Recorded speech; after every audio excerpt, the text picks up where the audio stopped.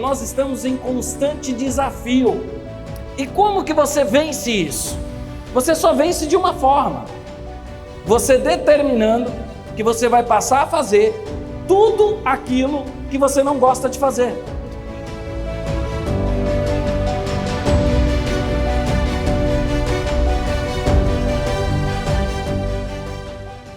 Exemplo, eu tenho um compromisso de ler a Bíblia todos os dias. Todos os dias eu tenho um compromisso de ler a Bíblia. Aí eu pergunto para vocês, vocês acham que todos os dias eu gosto de ler a Bíblia? Não. Mas eu tenho que fazer pelo compromisso. Porque se eu não fizer pelo compromisso, as coisas não vão mudar na minha vida. Quando eu saí da rua e eu fui para a igreja, eu não tinha nada, eu não tinha nem família, eu tinha perdido já meus pais. Então o que acontecia? Como eu não tinha nada, eu chegava na igreja e ninguém me conhecia. Então eu sentava na primeira fileira, porque ninguém me conhecia. O pastor falava assim, de pé eu ficava de pé, de joelho eu ajoelhava, vem no altar, eu venho no altar. Corre até o fundo da igreja, vamos correr até o fundo da igreja. Porque você espera uma mudança. E aí na nossa vida nós estamos muito acomodados com o ritmo que nós já estamos levando. Esperamos uma grande transformação, mas já nos acostumamos com o dia a dia.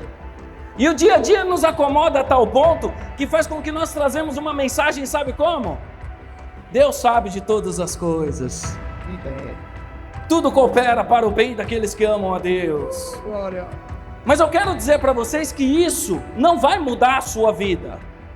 O que vai mudar a sua vida é você determinar fazer coisas que você não está acostumado a fazer.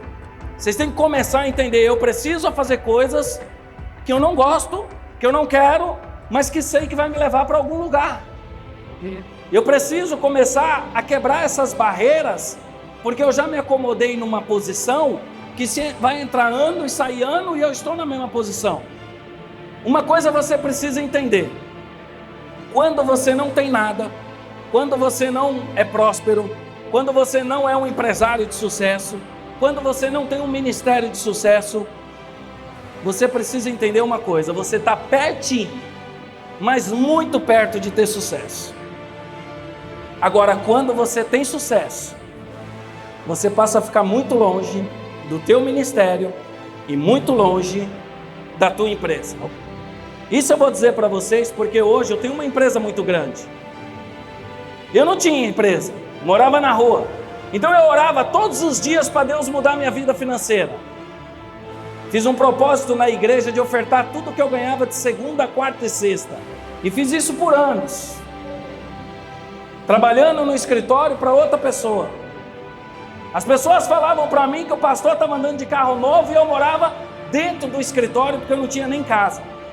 Num colchão. E levando tudo que eu ganhava dentro desses dias para a igreja.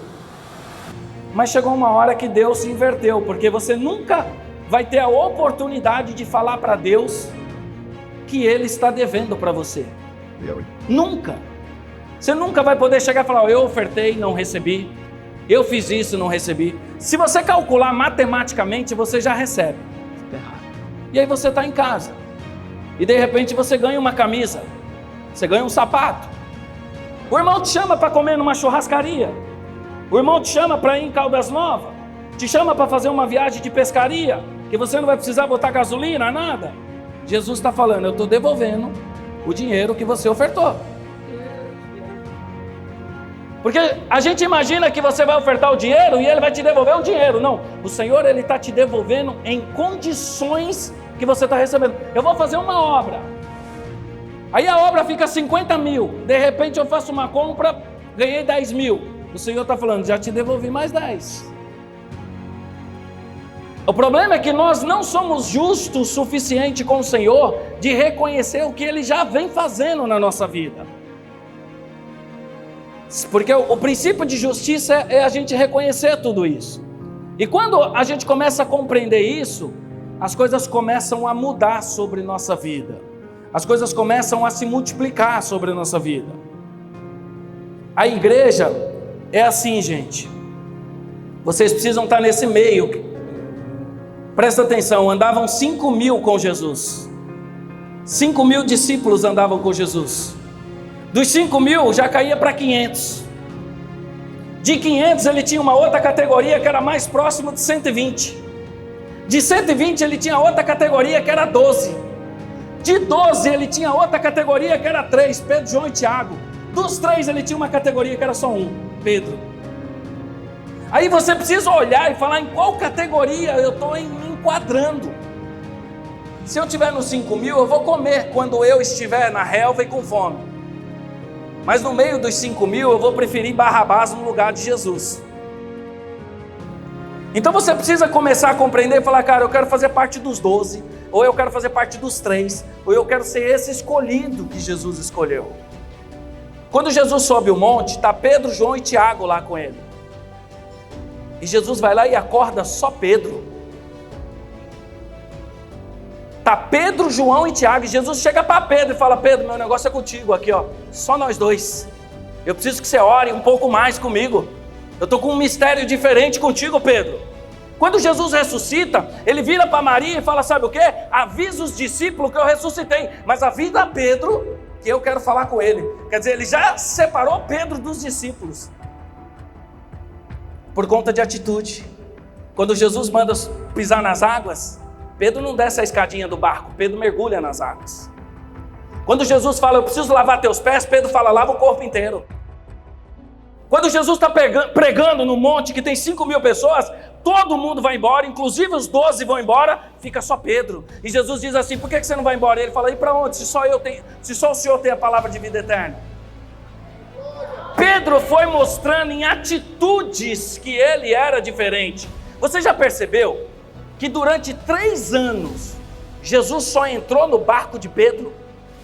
Jesus não entrou no barco de João, não entrou no barco de Tiago, ele entrou só no barco de Pedro e ele pegou só as redes de Pedro. Porque as atitudes de Pedro eram muito diferentes das demais. Se vocês estiverem na igreja com as mesmas atitudes que todo mundo, vocês vão fazer parte dos 5.000. Neste lugar é o lugar que você tem que mostrar para Jesus que você quer fazer parte dos 12, que você quer fazer parte dos 3, que você quer ir muito mais além. Porque Jesus ele vai mudar a vida somente daqueles que querem ir mais além. Jesus não mudou a vida dos 5.000, não mudou a vida dos 500, muito menos dos 120.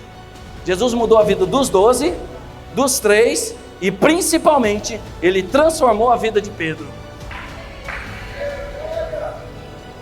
Então quem quer ser um Pedro hoje aqui? Levanta a sua mão, eu profetizo em nome de Jesus.